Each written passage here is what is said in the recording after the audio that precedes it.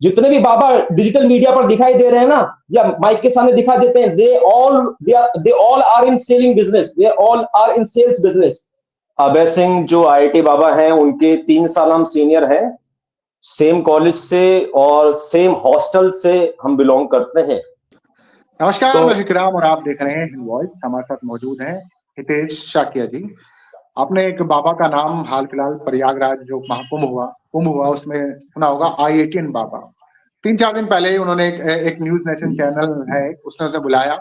हालांकि news nation की दुकान बंद होने वाली थी, कुछ महीने पहले खबर आई थी कि चैनल बंद हो रहा है। और उसने पता नहीं कैसे मैनेज किया और कैसे वो घटिया किस्म की टीआरपी कर रहा हूँ, घटिया बोलूंगा, क्योंकि चैनल पर अगर मारपीट हो रही है, एक दूसरे को गाली गलौज हो रही है और वो चीजें हो रही हैं जो मेन स्ट्रीम पर नहीं होनी चाहिए, एक नेशनल टेलीविजन पे चीजें हो रही हैं, तो वो नहीं होनी चाहिए, वो घटिया ही होती है। तो वहां पर IIT बाबा और अभय, उनके साथ जो कुछ हुआ उसके बारे में तो बातचीत करेंगे।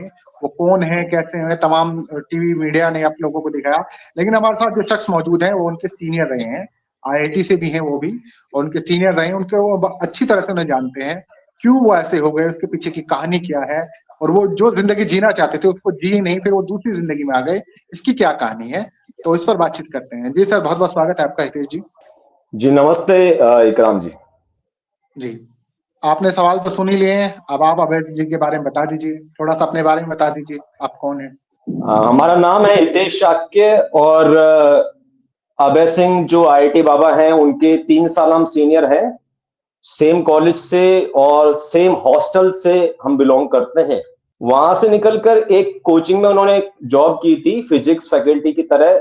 वहीं पर हमने मैथ्स फैकल्टी की तरह भी जॉब की है। तो वो एक जो कम्युनिटी है टीचर्स की और एल्यूमनाई की, जो मुंबई के अंदर है और पूरे देश के अंदर है, उससे हमारा संबंध है। तो उनके बारे में कुछ कुछ इंफॉर्मेशन हमारे पास है जो हम यहाँ पे शेयर कर सकते हैं। सीन कुछ ऐसा हुआ कि 9 साल से ये जो पर्चा है, आप यदि पर्चा देखेंगे, हमने सुपीरियर सोसाइटी बना रखी 9 साल से, और कुछ ऐसे इवेंट हम कराते हैं म्यूजिक से रिलेटेड, स्पिरिचुअलिटी से रिलेटेड।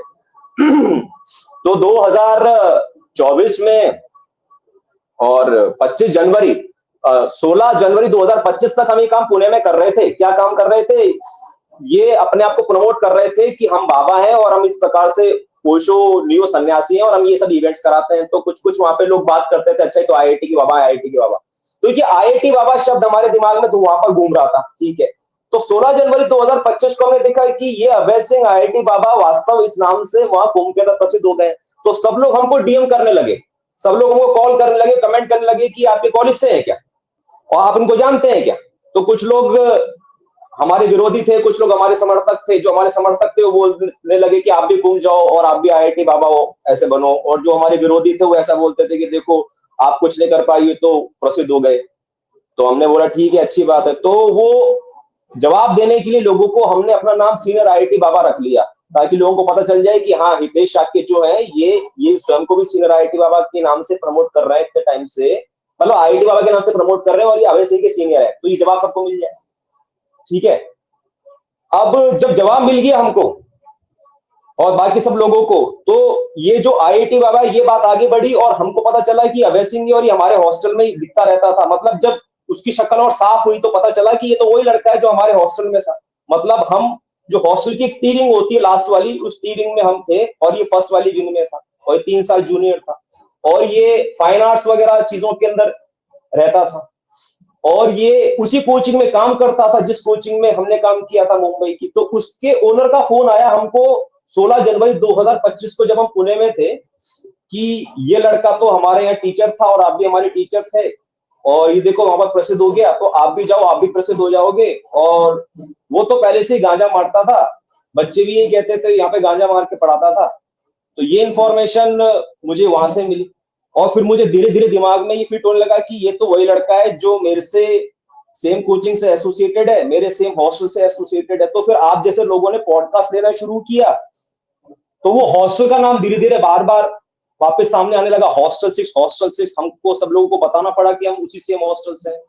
तो जाकर क्या हुआ, 3 दिन पहले हमको मालूम चला कि हमारा हॉस्टल 6 डिमोलिश होने वाला है, और जो कि 30-40 साल पुराना है, और उसके प्री डिमोलिशन के लिए हॉस्टल 6 के पुराने जो इनमेट्स हैं वो सब रियूनियन कर रहे हैं वहां पर अप्रैल के अंदर। और वो एक व्हाट्सएप ग्रुप बन गया जिसके अंदर 200 लोग आ गए। तो हमको लगा पूरे दुनिया भर से जो हॉस्टल 6 के आईआईटीएंस थे वहां पर जमा हो गए और आईआईटी बाबा को पुकार रहे हैं, और उनको पता चल रहा है कि इनके सीनियर आईआईटी बाबा है, तो आईआईटी बाबा अभय सिंह को भी बुलाओ और ये हितेश शाक्य को भी बुलाओ। तो 200 करते करते वो जो व्हाट्सएप ग्रुप के इनमेट्स की संख्या है वो 1025 पहुंच गई और ग्रुप एकदम वो हो गया, आउट ऑफ लिमिट हो गया।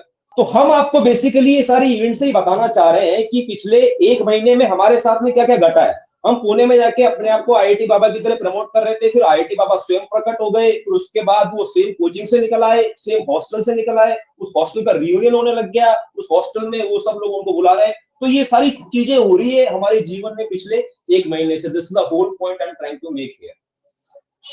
तो आईआईटी बाबा से ये हमारा रिश्ता है, और आईआईटी बाबा के हम पक्ष में विपक्ष है ना, हम पक्ष में ना विपक्ष में।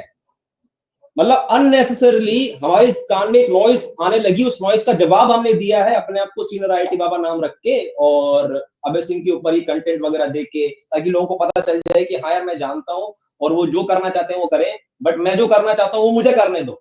दैट्स माय नहीं, आंसर। वो जिस तरह की बातें करते हैं, कुछ लोग कहते हैं कि वो सच में साधु हैं, कुछ कहते हैं वो फेक हैं, कुछ कहते हैं वो गजेंडी है। जैसे आपने भी कहा कि वो गांजा भी पीते हैं, और उनकी जो भविष्यवाणी थी वो उल्टी सीधी होती है। तो आखिर वो साबित क्या करना इस रूप में जिसमें वो एक तरह से सेटल नहीं हो पा रहे हैं पूरी तरह से, तो फिर वो इस तरह की जिंदगी जी क्यों रहे हैं? तो इसका जो आंसर है ना थोड़ा रिलीजियस सेंटीमेंट से रिलेटेड है। बट मैं आपको बता देता हूं कि जिस ड्रेस में और जिस लोकेशन पर उनको पाया गया, वो जो ड्रेस है ना वो हमारे देश के पूर्वजों की जो साधु संत होते थे, जो एक इकोनॉमिक मॉडल बनाते थे, एक सोशल मॉडल बनाते थे, एक ट्रेनिंग मॉडल बनाते थे, एक आश्रम आश्रम बनाकर प्रॉपर एक सात्विक जीवन जीते थे, और नशाखोरी नहीं करते थे, और किसी प्रकार की अराजकता नहीं फैलाते थे, और पूरी रेस्पॉन्सिबिलिटी के साथ में सोसाइटी से संलग्न रहते थे। अभी वो ड्रेस पहनकर क्या है कि पिछले 300-400 सालों के अंदर पूरे देश के अंदर जो अकर्मण्य लोग हैं, जो कि एस्केपिस्ट लोग हैं, जो कि नशेड़ी लोग हैं, जो बेसिकली हिप्पी लोग हैं, सो वो हिप्पी ड्रेस है हमारे देश की, जो यूरोप के अंदर अलग प्रकार की है। तो ये हिप्पी लोग हैं, they have escaped the society. तो उनको क्या है कि अभी मैं कुंभ के अंदर गया था, तो ऐसे बहुत सारे जो हिप्पी है ना उस ड्रेस को पहन के वहां पर आ जाते हैं, तो बाकी के लोगों को लगता है कि यार ये they are something beyond, they are worship, they should be worshipped and they know something. That is wrong narrative. वहां पर मतलब यदि आप मुझसे जानना चाहें कि जो बेसिक कंसेप्ट है अघोरिज्म का और नागा का कंसेप्ट क्या है, उस कंसेप्ट के आधार पर आदमी बाहर भी कपड़े पहन के भी अपना जीवन जी सकता है। A monk does not need to sell his Ferrari, please understand. A monk who sold his Ferrari was stupid.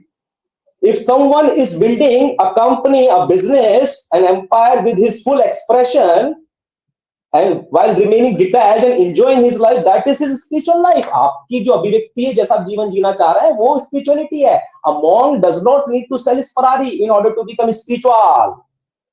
मतलब आप गाली दे रहे हो क्या? बिल गेट्स से कंपनी बनाई, वॉरेन बफेट जिसने अपना जीवन जिया, आप उसको गाली दे रहे हो क्या? उसको अपने कपड़े, अपने गाड़ी, अपने लेकिन उसे दूसरा साम्राज्य बेचना तबका पड़ेगा स्वीकार क्यों स्पिरिचुअल नहीं बनने कर के पा लिए? रहे? दूसरा तबका, क्या? आप कह रहे हैं जिस वेशभूषा में वो रहते हैं उसको दूसरा तबका और लोग उन जैसे उसको स्वीकार क्यों नहीं कर पा रहे हैं? वो दुकान है, सुनो, कंटेंट है। अभी अलग प्रकार का कंटेंट है ना, जैसे आप एक प्रकार का कंटेंट क्रिएट करते हैं, वैसे कोई लड़की अपना कंटेंट क्रिएट करती है, कोई खाने का, कोई बनाने का, कोई ट्रैवल ब्लॉगिंग, अलग अलग कंटेंट क्रिएट करते हैं। तो ये जिसको लोग स्पिरिचुअलिटी बोलते हैं ना, ये इसे कंटेंट है। ये जो बुक स्टोर्स है वहां पर रखा हुआ एक नीश है, एक सेगमेंट है, उसकी एक वेशभूषा है, एक अपना जीवन जीने का तरीका है, but that is not the spirituality. वहां पर भी काफी लोग नॉन स्पिरिचुअल हो सकते हैं और बाहर भी काफी लोग स्पिरिचुअल हो सकते हैं।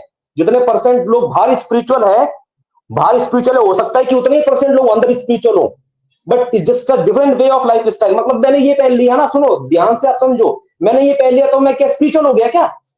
मैं ऐसा पहनना चाहता था और मैं इस चीज को बेचना भी चाहता था। मतलब मैं ऐसी चीज पहनूं जो कंफर्टेबल भी रहे, मेरे को मजा भी आए, और लोगों तक एक इंफॉर्मेशन भी पहुंचे कि हाँ मैं इस प्रकार का कंटेंट बेच रहा हूं। It's always a sales, please understand Vikram ji, it's always sale. जितने भी बाबा डिजिटल मीडिया पर दिखाई दे रहे हैं ना, या माइक के सामने दिखा देते हैं, they all are in selling business, they all are in sales business. वो अपने एक ब्रांड क्रिएट कर रहे हैं, उसके साथ में कुछ ना कुछ बेच रहे हैं। जो असली बाबा है ना वो तो गया। तो मुझे ये बात कहने के अंदर कोई भी दिक्कत नहीं है, क्योंकि मैं ऑब्वियसली कंटेंट क्रिएट कर रहा हूं और कुछ ना कुछ बेच ही रहा हूं, और जो भी बेच रहा हूं मतलब मैं किसी को बेवकूफ नहीं बना रहा। And I am at least I when I am alive, जब तक मैं जिंदा हूं तब तक तो मैं सवाल के जवाब देने के लिए तैयार हूं। रजनीश रजनीश के नाम पर जो कोरेगांव पार्क नंबर 1 गली के अंदर जो भी कुछ दुकान चल रही है और जो यूट्यूब पे चल रही है, आप उसको क्वेश्चन कर सकते हो कि ओशो के नाम पर आप ये सब क्या बेच रहे हो? Is Osho accountable for all this? उसके कंसेंट से हुआ है क्या? तो मैं आपको ही बताना चाह रहा हूं, आपका जो सवाल था ना कि उनको लोगों ने एकदम स्पिरिचुअल मान लिया, अरे वो ड्रेस पहन के बैठा है, हिप्पी ड्रेस है वो। उस हिप्पी ड्रेस के पीछे कोई हो भी सकता है ज्ञानी व्यक्ति और कोई ना भी हो सकता है ज्ञानी व्यक्ति, नहीं कहना चाह रहा हूं। बहुत शुक्रिया, लेकिन एक बात बताएं आप मुझे, इस तरह की वो जिंदगी जी रहे हैं, वो कहीं ना कहीं लगता है वो खुद से भी नाराज है, फैमिली से भी नाराज है, और अपना एक अच्छा खासा करियर भी छोड़ के लगे हुए हैं।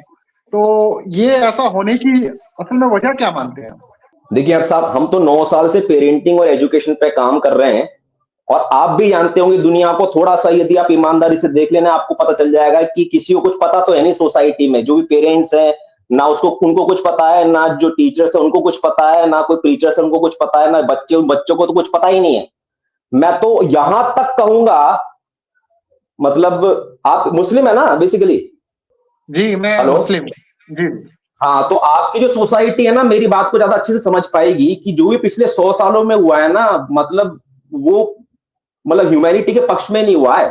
फॉर एग्जाम्पल, दो चीजें जो सोसाइटी के अंदर पेनिट्रेट कर गई, एक तो डिजिटल स्क्रीन और एक म्यूजिक। इस्लाम के अंदर मौसीकी को हराम क्यों बोला गया है? मौसीकी है जो दिमाग को कब्जे में ले लेती है। तो उसी प्रकार से जो डिजिटल स्क्रीन है ना, भारत के अंदर करीब 100 साल पहले आई थी, दादा साहिब फाल्के लेकर आए थे। दादा साहब फाल्के जब भारत में थे तो अंग्रेजों ने टेंट लगाकर एक स्क्रीन के ऊपर कुछ फिल्म चला रहे थे, तो दादा साहब फाल्के साइड में कोने से घुस गया और देख रहा है कि क्या हो रहा है। तो उसमें ट्रेन आ रही थी स्क्रीन के ऊपर, तो जैसी ट्रेन आई तो डर के भाग गया और उसको लगा कि ट्रेन चढ़ जाएगी इन सब लोगों के ऊपर, पर ट्रेन तो चली गई। तो उसको रियलाइज हुआ कुछ ये मोशन पिक्चर्स है। तो ये मोशन पिक्चर्स को ढूंढने के लिए वो गया विदेश में, और यहाँ पर आकर उसने मोशन पिक्चर का कारोबार शुरू किया। तो मैं आपको बताना चाह रहा हूं कि सोसाइटी में जो भी व्यक्ति ने मोशन पिक्चर देखी है ना, चल चित्रों को चलते हुए देखा है ना, वो लाइफ से डिस्कनेक्टेड है।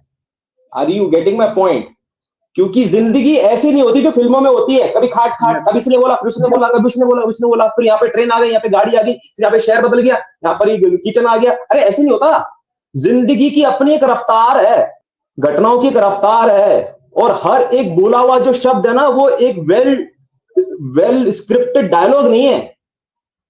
तो मैं आपको बताना चाह रहा हूं, जो आप पूछ रहे हो ना कि सोसाइटी में लोग मिसगाइडेड हैं, मतलब वो ऐसे कैसे मार्ग पे निकल जाते हैं जिस मार्ग पे अभय सिंह निकल गए। काफी सदियों, कम से कम 100 सालों से ये प्रॉब्लम है। जैसे जो भी आदमी डिजिटल के संपर्क में आया ना, वो लाइफ से डिस्कनेक्टेड है, वो प्रकृति से डिस्कनेक्टेड है। तो उसके अंदर जो प्रकृति के फोर्सेस है वो काम नहीं करेंगे उसके वेलबींग के लिए और सोसाइटी के वेलबींग के लिए। इसीलिए हमने 5 कॉन्शियसनेस का कंसेप्ट दे रखा है: health consciousness, wealth consciousness, spiritual consciousness, communication consciousness and political consciousness। 20-20% काम करो। बहुत बढ़िया, मुझे लगता है कि मुझे मेरे सवालों के जवाब मिल गए हैं, और आपकी भी अपनी एक अच्छी खासी शख्सियत है, मैं उस पर आपसे जरूर बातचीत करूंगा। तो बड़े ही प्रैक्टिकल आपने जवाब दिए हैं, वो चीजें जो कहीं ना कहीं हम लोग भूल जाते हैं, और आपने उन चीजों से हटकर अपनी जिंदगी जीने की कोशिश की और कर भी रहे हैं। तो आपसे भी मैं एक मिलकर पूरी बातचीत करूंगा अपने पॉडकास्ट में। तो फिलहाल हमने अभय और IITN बाबा के बारे में जाना, क्योंकि उनके सीनियर रहे हैं हितेश जी, और हितेश जी उन्हें अच्छी तरह से जानते हैं कि वो ड्रेस में दिख रहे हैं, असल में वो कुछ और इंसान है। ड्रेस तो एक पुरानी जो है हमारी परंपरा के अनुसार कह सकते हैं, एक चोला है जिसको धारण कर लेते हैं, उसके पीछे इंसान दूसरा भी हो सकता है, वो भी हो सकता है। और ये अच्छी बात कही है उन्होंने, लेकिन समाज जो है उन्हें अलग नजरिए से देख रहा है, उन्हें कुछ और समझ रहा है। कुछ लोग हैं जिनकी दुकानें चल रही हैं, वो डर रहे हैं उनसे, तो उनको अपने हिसाब से ट्रीट करने की कोशिश कर रहे हैं। आप लोगों का जो कुछ कहना नीचे कमेंट कीजिएगा, हितेश जी की बातें कैसी लगी वो भी बताइएगा, और फिर मुलाकात होगी।